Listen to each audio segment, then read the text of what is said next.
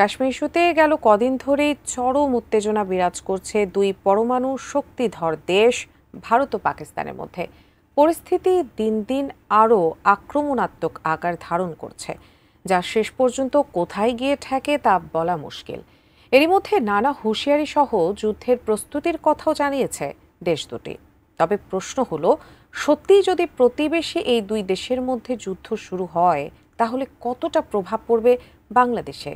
আর এমন পরিস্থিতিতে বাংলাদেশের অবস্থানই বা কী হবে? এ নিয়ে কী বলছে অন্তর্বর্তী সরকার, জানাচ্ছেন এসআই রাজ।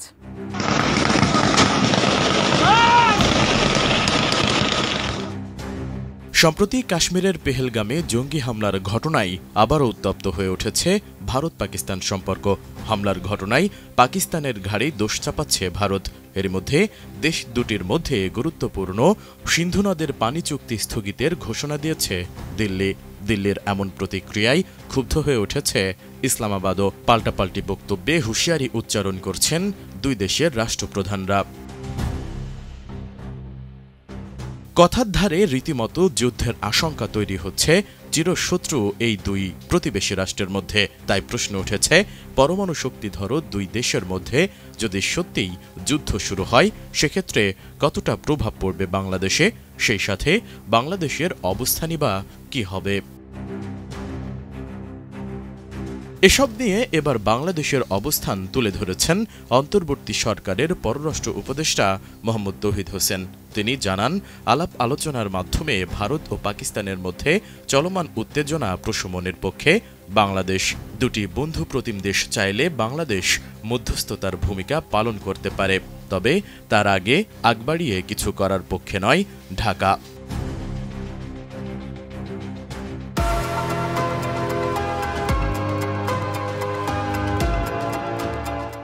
রোববার পররাষ্ট্র মন্ত্রণালয়ে সাংবাদিকদের সঙ্গে আলাপকালে পররাষ্ট্র উপদেষ্টা জানান, আমাদের অবস্থান খুব স্পষ্ট। আমরা দক্ষিণ এশিয়ায় শান্তি চাই। ভারত পাকিস্তানের মধ্যে বৈরিতা দীর্ঘদিনের। আমরা চাই না তাদের মধ্যে বড় কোনো সংঘাত সৃষ্টি হোক। আমরা শান্তি চাই দক্ষিণ এশিয়ায়। আমরা জানি যে ভারত এবং পাকিস্তানের মধ্যে দীর্ঘদিন থেকে বিভিন্ন ইস্যুতে সংঘাতময় সম্পর্ক আছে, কিন্তু আমরা চাই না যে এখানে কোনো বড় কোনো এমন সংঘাত সৃষ্টি হোক যেটা এই অঞ্চলের মানুষের জন্য কোনো বিপদের কারণ হয়ে উঠতে পারে। ভারত ও পাকিস্তান দুটি দেশের সঙ্গেই সুসম্পর্ক রয়েছে বাংলাদেশের। ইতোমধ্যে ইরান ও সৌদি আরব ভারত পাকিস্তানের মধ্যে চলমান সমস্যা সমাধানে মধ্যস্থতার প্রস্তাব দিয়েছে।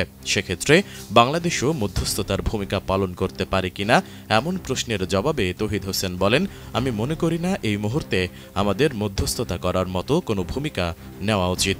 আমরা চাইব তারা নিজেরাই সমস্যার সমাধান করুক। আমি মনে করি না যে এই মুহূর্তে আমাদের মধ্যস্থতার কোনো ভূমিকা নেওয়ার চেষ্টা করা উচিত। আমরা চাইব যে তারা নিজেরাই সমাধান করে ফেলুক। এ সময় কাশ্মীর ইস্যুতে সম্প্রতি গুজরাটে 1000-এরও বেশি বাংলাদেশি আটক সহ ভারতের বিভিন্ন রাজ্যে বাংলাদেশিদের গ্রেফতারের প্রসঙ্গে প্রশ্ন করা হলে মোহাম্মদ তৌহিদ হোসেন জানান, এটা এখন পর্যন্ত পত্রপত্রিকায় দেখেছি, অফিসিয়াল কিছু জানানো হয়নি। অফিসিয়াল জানালে দেখব, তাছাড়া তারা বাংলাদেশি কিনা সেটাও প্রমাণ সাপেক্ষ। এসআই রাজ, এটিএন নিউজ, ঢাকা।